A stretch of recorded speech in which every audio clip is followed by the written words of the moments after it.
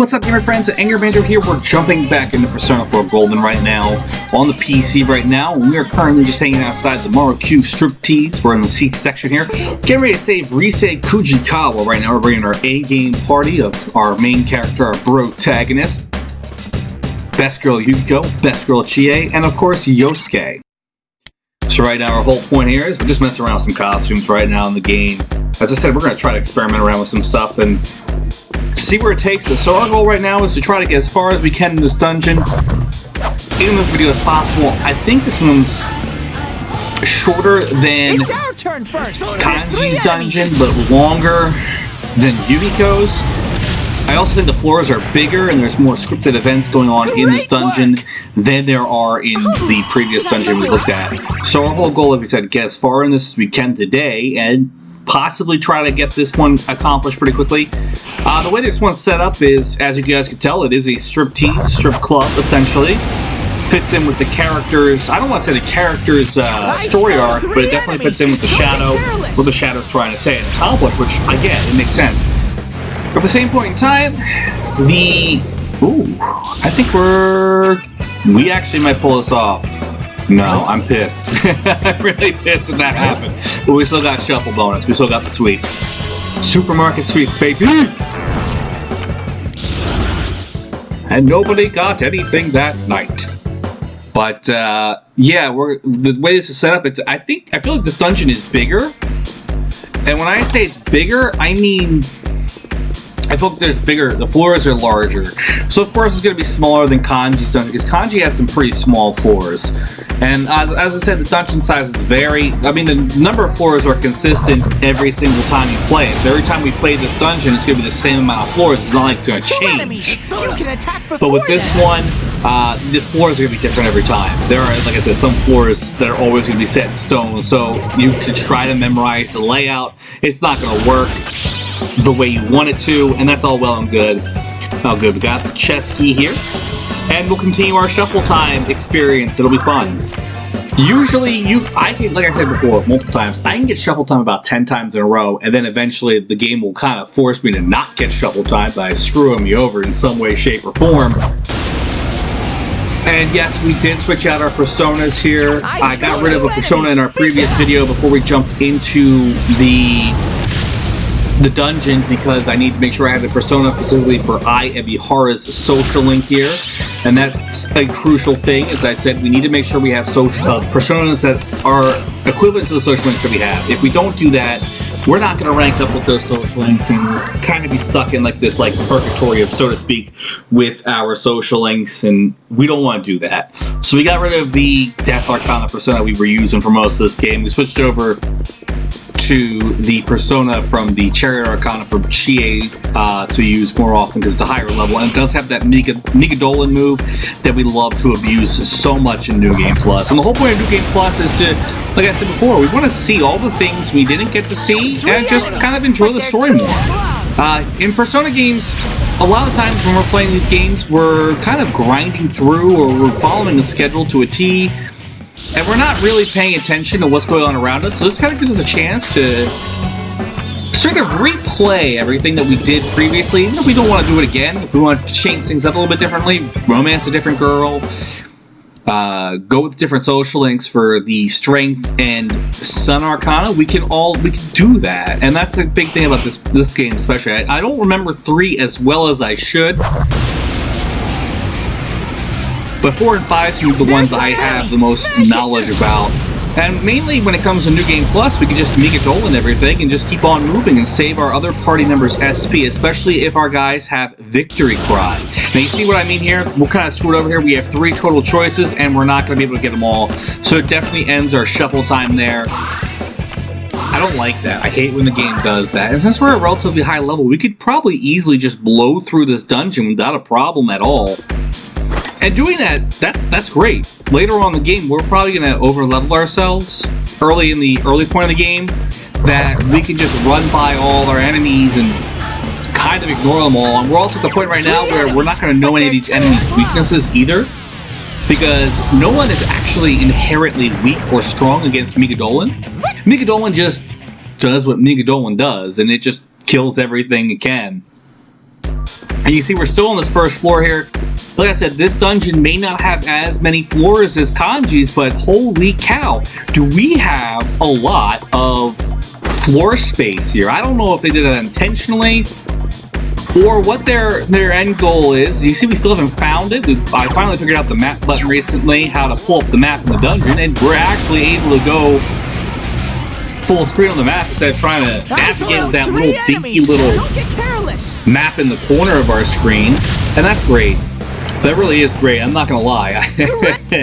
I was kind of like freaking out, but we're moving our way through here. I'm more concerned. I think we gotta go right here. There we go. So my leveling tactics are really weird and illogical. I like to be like around 20 levels a dungeon. I know a lot of people say, Banjo, you don't have to do that. I've played countless RPGs before, and I'd rather be over-leveled at a certain point in the game than go into something being under-leveled. Listening to people say, this is a game you don't have to grind out in, when in reality it feels like this is a game you need to grind out in. I'm going to not listen to you because I've been lied to multiple times. Dragon Quest XI much? I'd leave it at that. Oh yes, this is fucking awesome. Leif's gotta come near us, and to dart, we actually get it. It's only one hand, still. This is actually gonna be great for us. Let's see. Primal Force, this is gonna be a baller move.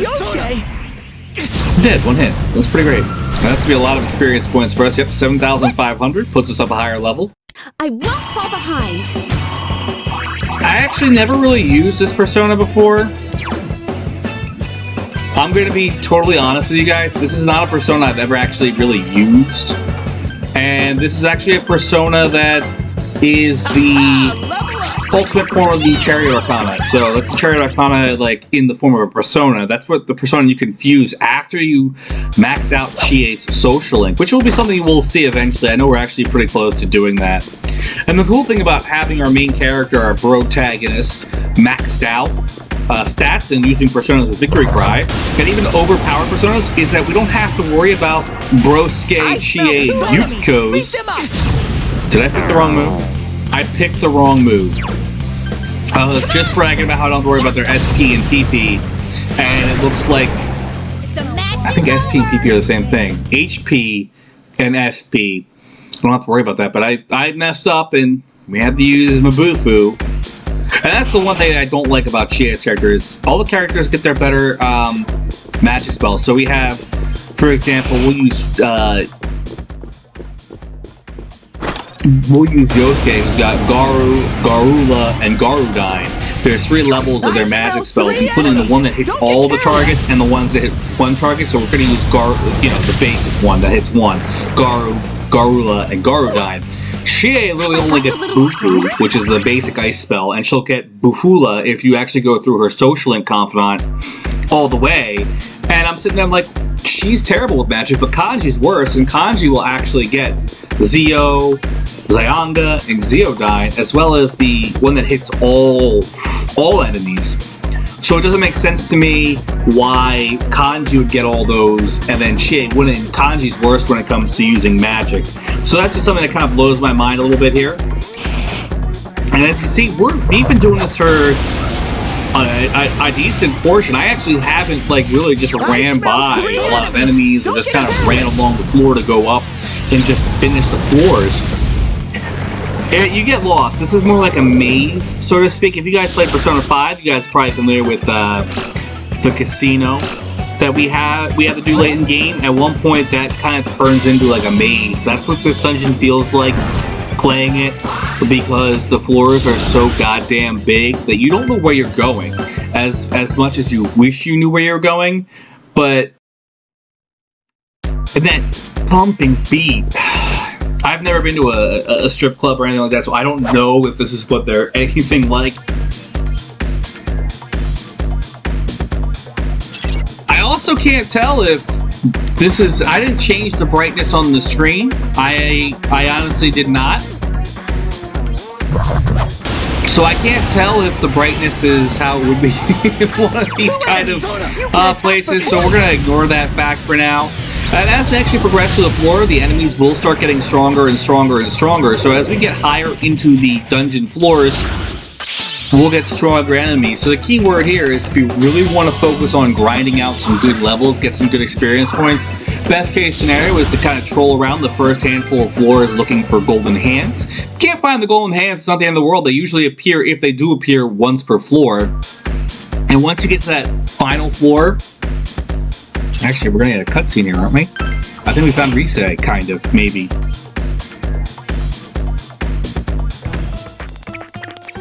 It's Rise! But something's not right. It must be her other self. Hello, all you fans out there! Thanks for coming today! Today, you're gonna see every last inch of me. What's that? You don't believe me?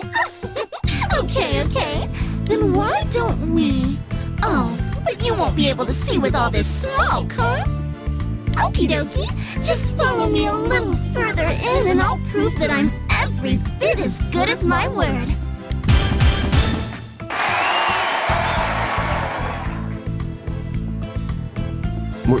Were we like that? That's going kind of far. Sheesh.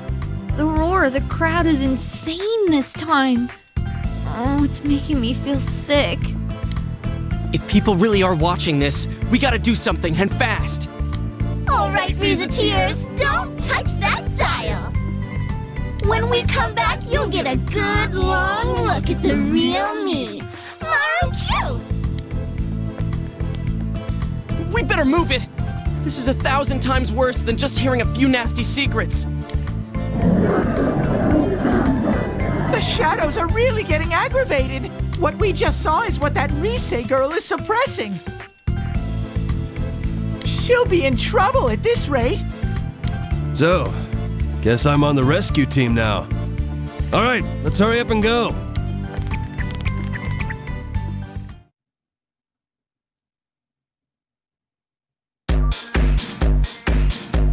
That was a little interesting thing. I really do like how every time we actually play the game, and every time we actually like go through a dungeon, we encounter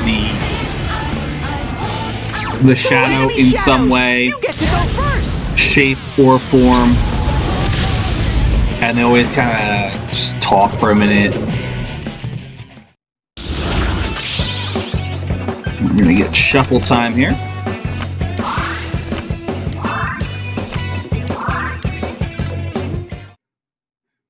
Let's see. So we're still on the 3rd floor. I feel like we're not really making much progress here, but like I said, this is a big sprawling dungeon, and I'm really trying hard to find the floor. I want to get to the next floor as badly as I can. There we go. We did it.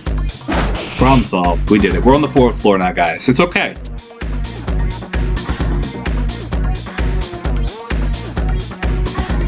I don't want to say I think we're halfway there because I don't know how many floors there are. I wouldn't be surprised if we actually are around the halfway point. I feel like this one's only like 11 floors. And like I said, logic would say this one would be bigger than Kanji's floor, Kanji's dungeon. But at the same point in time, it's possible that it won't be. I think there's two dungeons later in the game that are actually like smaller in terms of size because of in comparison to some of the earlier dungeons, but it's all about the floor layout. The floor layout really kind of makes or breaks. See, we got to the 5th floor pretty easy there. That was actually pretty cool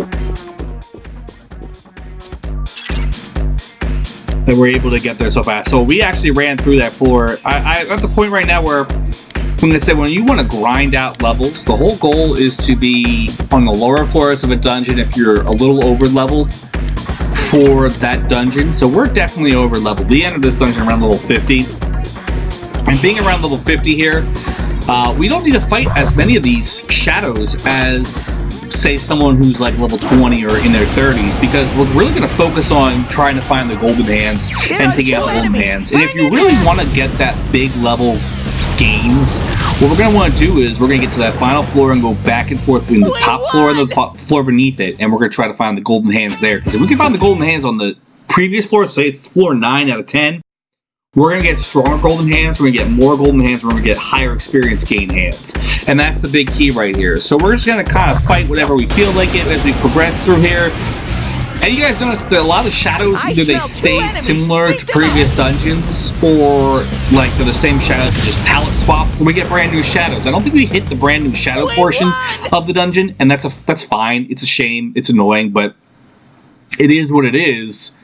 And there's not much we can really do about it at this point in time, other than just keep on keeping on. So we don't want these guys to, these two shadows to really touch us, because honestly, they are going to, I guess, they will actually do damage to us.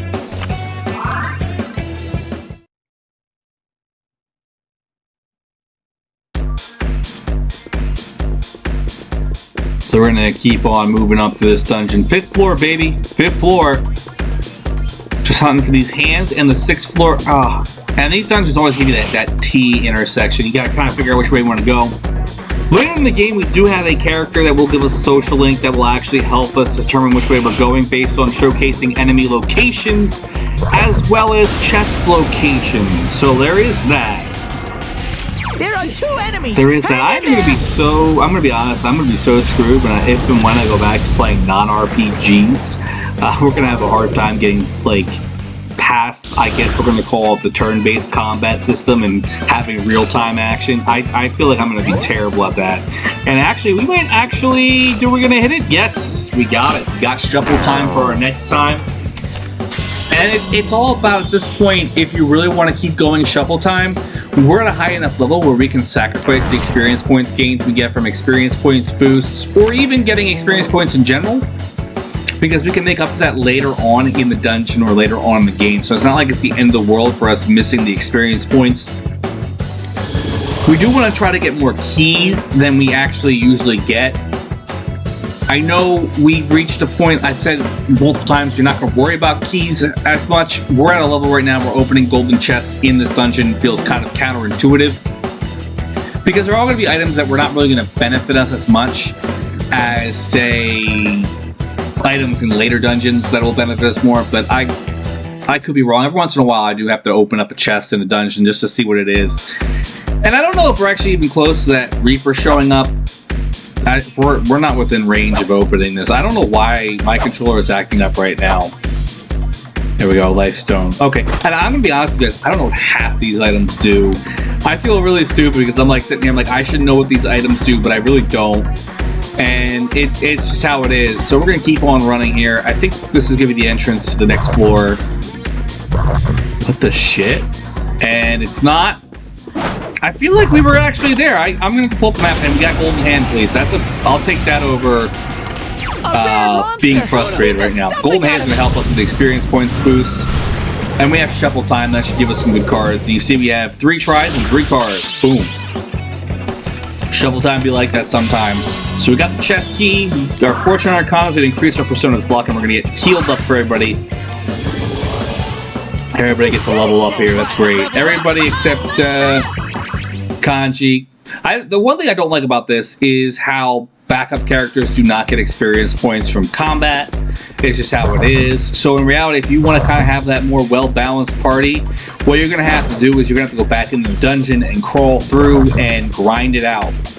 So what's going to happen is, later on in the game, if we start getting more characters in our party, I'm going to have to go in, and when we go back to doing the previous bosses, like mini bosses in the dungeons, we're literally going to have to go through and we're going to have to grind out levels with the other party members. It's just how it has to be. It's frustrating and annoying at times, but it's just something you really need to do if you want to kind of have that balanced party as we're running after this golden hand. I hate these guys because they can get away, or we'll run into other shadows. So we'll probably get another combat situation with another shadow because it's not far from here. So we're going to use Migadolin here to wipe out everybody. Yeah, see, I told you that other shadow was within striking distance of us. That's fine.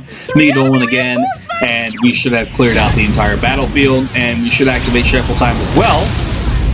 See? I'm ahead of the curve. And there you go. We have 3 tries and 4 cards. So look at that. Our strength and magic for our persona are going to go up. We got to make sure we register this persona in the compendium before we discharge it, because I will probably be stupid and forget to do that, because this is New Game Plus. So you see that big experience point gain of 16,000. That doesn't sound like that much, but when everybody gets a level out of it, and at this point in the game, 16,000 experience points is usually akin to a full level, if not right around a full level. And now we finally got Garu dying for Yosuke. That's great. We're actually getting there. That's good. Have I gotten a little stronger? That's actually really good that Yosuke got it, because I need that spell. That's a spell you need. You need to have that spell. The higher level spells. I don't think this upcoming boss or the next few bosses are really going to be weak to Yosuke's magic, but having the ability to have that highest level spell really does help you out. And also, if you're worried about not knowing how to beat a boss, if you're over leveled, you're not going to have as hard of a time as possible. I've beaten some bosses in one fell swoop, one turn. But I think we're going to call it a break around here, guys, after we get through shuffle time here.